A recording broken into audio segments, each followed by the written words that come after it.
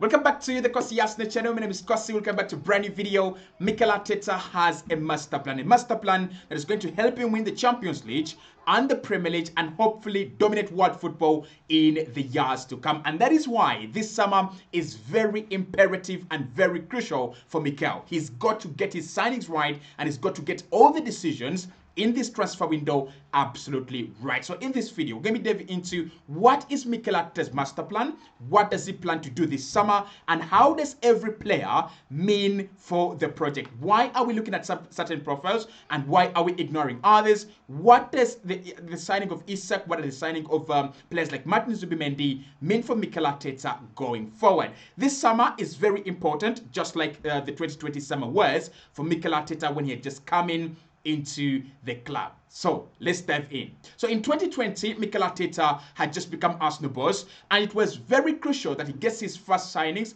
at the club right.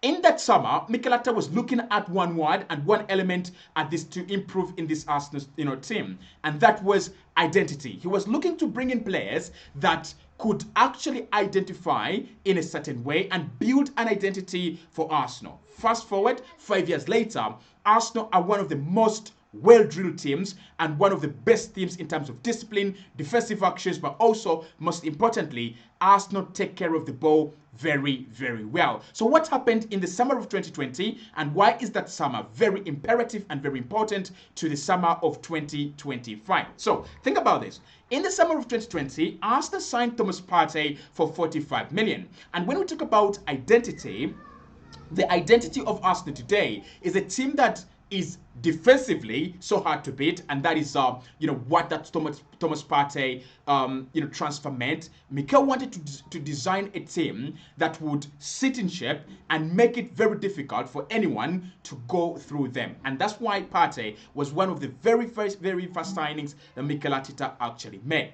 The other signing that he made was Gabriel Magalhaes, who has gone on to become one of the best centre backs in the world, best centre back at Arsenal this season, and one of the best centre backs in the Premier League right now as well. And again, that tells you that Mikel was looking to build kind of an identity, a team that was defensively disciplined, defensively clean, and could win games at 1-0, 2-0, or even a 2-1. It doesn't matter the margin. Arsenal have the ability, and Mikel wanted to make sure that his team had the ability to go in games defensively secure. Obviously, that had come from a couple of mistakes that we had seen, with Manchester City beating us 5, Liverpool beating us 5. Mikel wanted that to stop, and fast forward 5 years later, it has stopped. So that transfer window in 2020 made sure that Arsenal stopped conceding a lot of goals, and Arsenal built an identity of a team that could have the ball,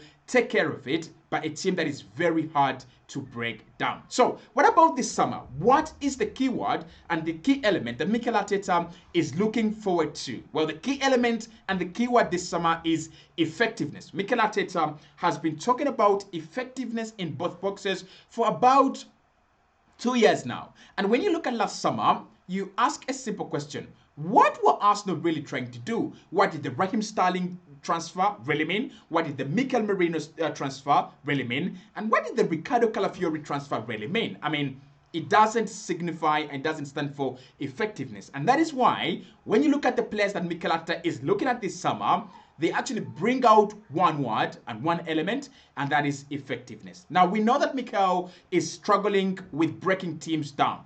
Apart from Real Madrid, home and away, PSV, home and away, and a couple of other clubs like Manchester City. But generally, if you are to give a real appraisal for Arsenal this season, one of the things you're going to talk about is how hard it is for us to break down teams, despite the fact that we're having 60%, 70% ball possession every single game. Actually, against Manchester United at the Old Trafford, Arsenal had up to 64% ball possession, but Manchester United had the best chances in that game, and our goalkeeper had to come to our rescue in order for us to get a point from the Old Trafford. So, why are the signings this summer different, and how is Mikel Arteta trying to make this summer count and make it very, very important? First and foremost, Alexander Isak for 100 or 150 million. Now, Alexander Isak as a player is a talented individual. And for Mikel Arteta, we know that he loves talent and he loves very versatile players. Alexander Isak is one of the players that would come in at Arsenal and solve most of our attacking problems instantly. Honestly, if we signed Alexander Isak for 100 or 150 million, you don't need to sign Nico Williams, you don't need to sign Kudus, you don't need to sign all these other guys.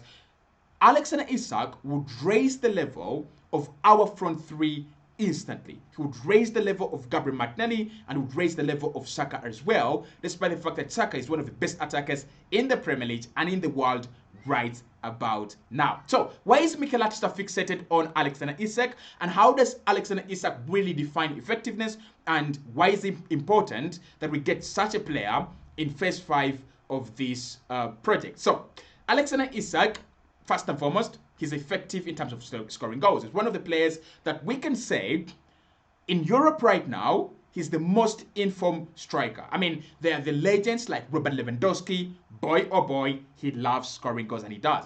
You have the likes of Erling Haaland. He's off form, but he's, of course, one of the best strikers as well in Europe.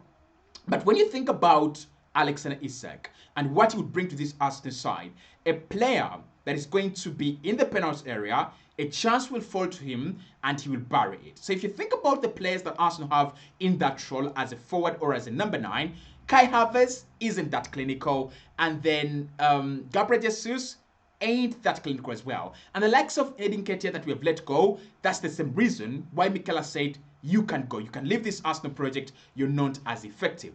But also, Arsenal need that kind of star player that can take players, take games on his own and maybe just win you the game. And again, that is Alexander Isak. Isak has got that mind-blowing pace and that mind-blowing skill set at his height as well.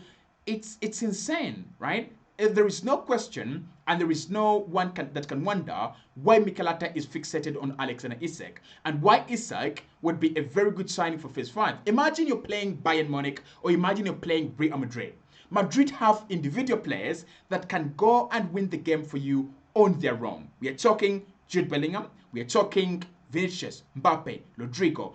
They've got a plurifarian of players that can go and just do things on their own. For Arsenal, it's Martin Odegaard, Declan Rice, and Saka. But you miss that star player, that kind of player that you can trust is going to go and win the game for us. Now, Alexander Isak has been likened to Thierry Henry in terms of his skill set and what he can do. Probably not. But for Mikel Arteta, the role that Thierry Henry played for Arsene Wenger's team, that is the same role that Alexander Isak would play for Mikel Arteta's team. That guy that everyone trusts to go and make things happen, that is Alexander Isak. And of course, it brings down and goes down to the element I've talked about, effectiveness. He's a very effective player in the opposition penalty area. In terms of linking play, he's very effective. In terms of scoring goals, he's very effective. Creating spaces for others, he's very effective. Others, right? So that is why Alexander Isak is a key target for Arsenal in phase 5. Mikel wants an effective forward, and Isak would definitely be an effective forward without taking away. He would give you the goals. He would be giving you that center forward play without taking away the interconnectedness and the lovely team play of this Arsenal team. What about Martin Zubimendi? Mikel wants to spend 60 million on Martin Zubimendi, 50.2 million pounds. That is around 60.2 or 60.7 million euros. So don't say, because you said 50.2 and now you're saying 60. It is the same price. It's just the currency that actually, differs. So with Martin Zubimendi, he would come in to replace Thomas Partey. And you've got to ask a simple question. Kosi, we were talking about identity, and Partey is a very key part of Mikel Arteta's identity in this Arsenal team. Why are we bringing in Martin Zubimendi? So Partey is a very key part of the Arsenal identity. But think about this. Why did Arsenal sign Declan Rice for 100 million? So Declan Rice is basically your hybrid Thomas Partey. He can come in and give you what Partey gives you and, even more. That is why Arsenal are saying, yeah, we can now let go of Thomas Partey. the identity of the team has been drilled, and we have players to take that can take care of the identity very well, even in absence of Thomas Partey. And that is where Martin Zubimendi comes in. Martin Zubimendi is going to help Arsenal achieve what Partey is helping us to achieve in terms of ball progression. Defensively, not very much, but that is where Declan Rice actually works well. And that's why Mikel Arteta is a genius. He's been building this team slowly but surely and making sure that every important aspect is not left unturned, and every aspect that he wants to have in this team is catered for. Defensively, you might be losing Thomas Partey, but you have the energy of this team. You have the energy of Declan Rice, and you have the energy of players like Martin Odegaard and players like Gabriel Martinelli. They track back and they have immense energy. So even if you lose Partey, this team is going to thrive and it will survive. And a very good example is what we'll see at the Emirates Stadium as Arsenal take on PSG. We won't have Partey, but this team is not going to fall apart just because we don't have Thomas Partey. So Martin Zubimendi comes in as this high-class player that replaces Partey. He's so good at ball progression, and he's going to help Arsenal in breaking teams down. Now, however much we love Thomas Partey, and you guys love Partey, and I do love him as well. I mean, I've been accused of not loving Thomas Partey. I mean, come on, guys. I really do adore Thomas Partey. But in terms of breaking teams down, and in terms of helping Arsenal, deal with low blocks and mid blocks, Martin Zubimendi would be better. And we've been asking ourselves a simple question: why is Mikel Arteta struggling with low blocks and mid blocks and not finding a solution?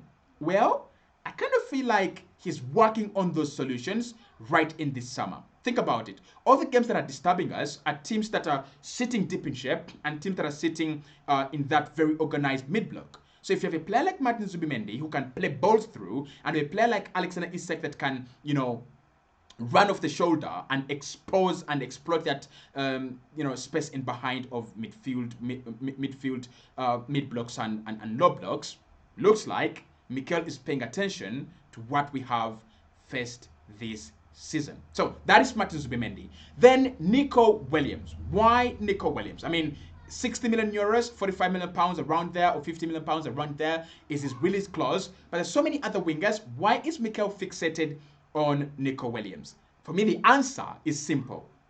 He has understood how to beat a mid block. He has understood what it's going to take to beat a mid block. Now, I'm going to take you back to last season when Arsenal played Aston Villa and we lost that game by 2-0. It was a game that we really needed. If Arsenal won that game, we would go on to win the Premier League. But that simple game and that one game made sure that Arsenal were not going to win the Premier League. And last summer, Arsenal really didn't do anything to help us expose mid blocks. Actually, we just made it worse. We brought in Raheem Sterling, who hasn't helped this team. Yes, we brought in Ricardo Calafiori, maybe as a ball-carrying centre-back, he would have done that, but he's been injury-prone. So Mikel Arteta has now gone back to his drawing board and asked himself, what am I doing wrong against Villa, Newcastle, Fulham, and West Ham? These teams are playing very organized mid-blocks, and we can't break them down. And he's realized, if you're playing a mid-block, you can't play at a slower pace. You've got to utilize pace, you've got to have pace in behind, and you've got to have runners in behind. And many of the teams that Arsenal are going to play against are going to be teams that either employ a mid-block or a low block. And that's why a player like Nico Williams is very important to Mikel Arteta's setup. We can beat any mid-block with the pace of Saka, Martinelli, and Nico Williams running in behind, plus Alexander Isak. So you can see where Mikel Arteta's master plan is coming to plan. And then he's looking at Dean Hewson for £50 million. Now, according to David Stein, Arsenal have been looking to add a young defender to the team, right? Someone that can be, between 19 to 22, someone that can give you any kind of energy, whether you're losing Saliba or you're losing Gabriel, someone like that. And Dean Hewson at Bournemouth is the player Arsenal want this summer. It's going to cost 50 million, but I'm going to explain why Mikel Arteta really wants Dean Hewson. So what we have seen this season is Arsenal faced with a lot of injuries, really a lot of injuries. At right back, Ben White has been injured for almost the whole season, and at left back, Ricardo Calafiori has been injured for the rest of the season. And that has meant that Julian Timber shifts from left back to right back, and Lewis Kelly has come in and done his magic at left back. But think about this. Arsenal lost Gabriel, and we had to rely on Kivio. And all Arsenal hearts and all Arsenal fans were really terrified. Is Kivio going to do the job? That is what Mikel doesn't want. He wants a player there that can come in and just fill in the position. The way Manchester City have done it. They have Ruben Diaz, they have John Stones, they have Manuel Akanji, they have Josko Kivadio, and all those are centre-backs that can play at centre-back at any point in time. That's what Mikel Arteta is looking to seal that defensive ounce that that we have. We're so good at defensive actions. Can we just seal it? And finally, Sane and Joan Garcia. So when you think about Joan Garcia, Mikel's just trying to promote that competitiveness in goal. He wants two goalkeepers that are at the same level, the way they had it with Ortega and Edison. And Sane is just that free option, that player that you can call on to and change a game for you. He's gonna be free. He's a midfielder, a winger as well. He's going to provide a lot of cover for all these positions. So I think in terms of effectiveness, Isak, Zubimendi, Nico, Dean Huyson, Eric Garcia, and Sane, they define Mikel Arteta's understanding of effectiveness in the summer of Phase 5. Hit the like button, subscribe to the channel as well, and we'll talk more in the next one.